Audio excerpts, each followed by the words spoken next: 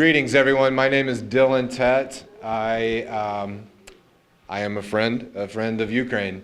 I am Jen's bag boy. Wherever Jen goes, I'm carrying her bags so that she can take these beautiful pictures. Before I get to Jen, I do want to thank a few people. This event is made possible with a few amazing sponsors.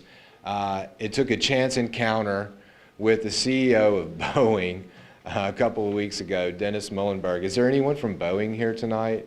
I know Dennis was out of town or he'd be here, but he helped underwrite this event and underwrite Jen's work. We're very appreciative.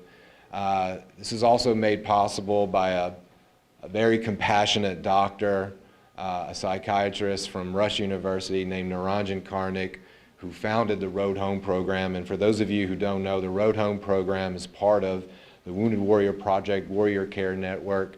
It's an amazing resource you have in your backyard. And if you know anyone with post-traumatic stress who's a post-9/11 service member, raise your hand if you're from Rush, because we've got a couple. Chaps is here, the chaplain, and I saw Thad is a social worker also from here. He had to leave. Well, thank you for coming.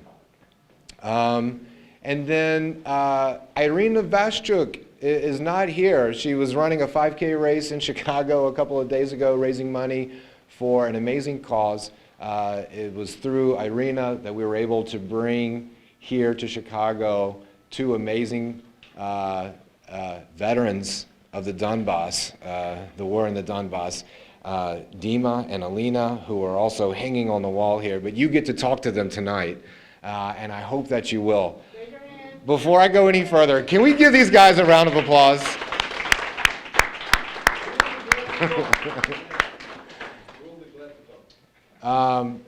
They were here, they were there from the beginning, and they're here now, and it feels very special. They don't get enough recognition, and it's a tough go in Ukraine right now, but we're glad you're here.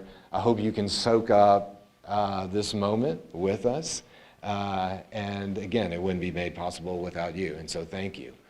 I do want to say that everything you see on the wall is for sale, and if you're interested in buying a print or an original work of art, please come talk to me. I'd be happy to make that happen.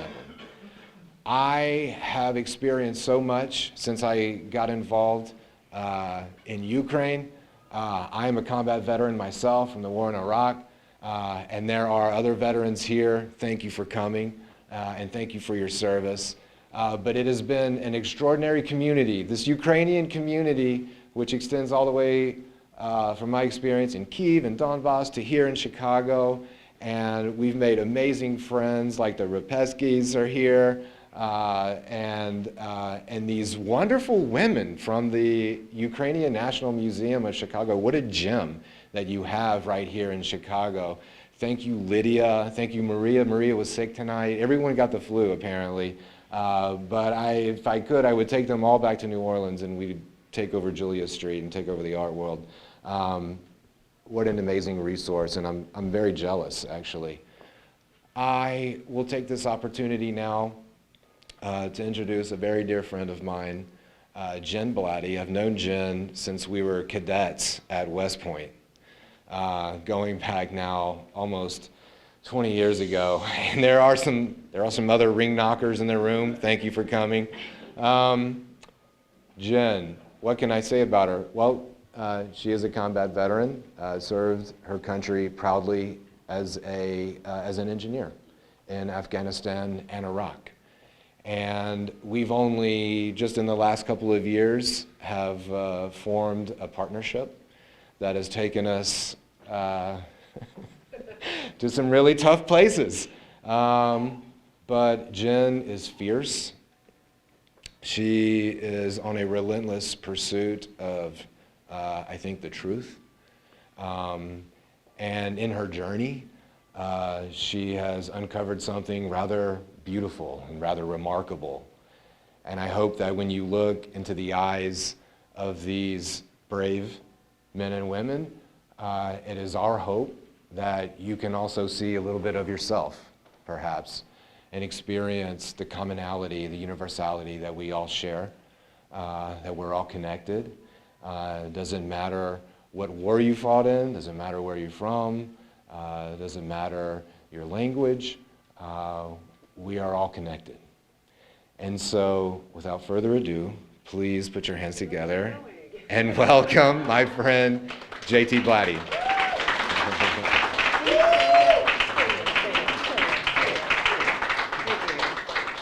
I'm going to make him stay here and hold my hand because I hate speaking. So some people want to know how I got into this, why as an American veteran doing a whole project about Ukraine. Well, there's a million reasons why, but let's start with 15 years ago. I was crossing the border out of Iraq back into Kuwait, thinking a God I didn't even know existed or believed in, and I was counting the days until I could get out of the Army. I couldn't wait. And then 15 years flash forward, I could not wait to get to the conflict zone in Ukraine.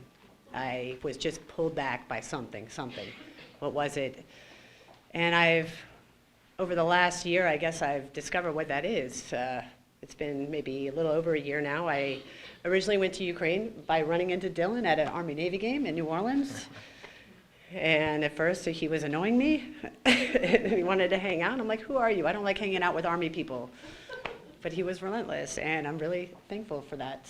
And I realized I was just being a curmudgeon. But he invited me to Ukraine with him to participate in a summit to assist Ukraine's veterans of the war in the Donbass, which I knew nothing about at the time, where over 360,000 men and women have returned from the front line since 2014. Mind you, those are documented soldiers, because this project is about mostly the undocumented. So when I first came in, I knew I wanted to do something that was connected with me, with war, with soldiers, with family, community, veterans. And when I started researching, it was over Skype that I met these two beautiful soldiers over here, Alina and Dima. It was actually a party night for them on Skype. Couldn't understand a thing what I was saying, but that was our original conversation. And I was like, wait, what kind of soldier are you? Who are you? You don't have like rules, regulations, you show up to formation in the morning, you do this, you do that. So as I started just digging further into it, I was like, oh my God, these guys, they're not like me. You take the oath, you wear the uniform, you get paid benefits, you're paid. You sign up a contract and you're paid for your service. And then I discovered, wow, these guys were like the Revolutionary War patriots of America. They went out there was nothing coming back to them except freedom. They were defending their country. They were defending what they truly believed in. They weren't doing it for money. And I was just touched, so that's why.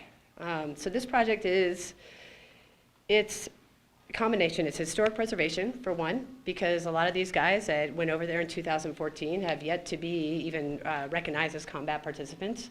If anyone is not familiar with the entire background, I know a lot of you are here because you're Ukrainian, but for those who are not, please read the war timeline, that it explains a lot. But I don't even know where I just was. Anyways, it's historic preservation.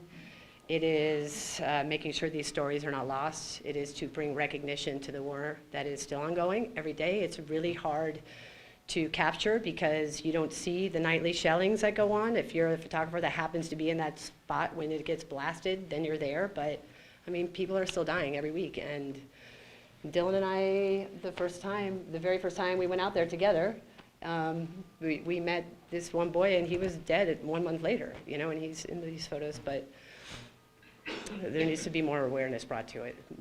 But outside of that, it's really about the universality of soldiers, as Dylan was saying, and we all are, at the end of the day, at the end of the wars, at the end of everything, we are all connected and we're all family, and I found my family there. So enjoy.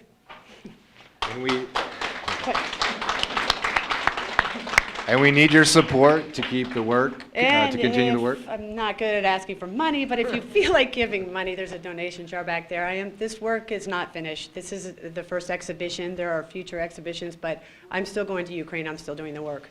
I'm going back again next month, but it helps continue the documentation because there's still thousands of volunteers out there whose stories need to be recorded, told. So, thank you. Thank you. Thank you for coming.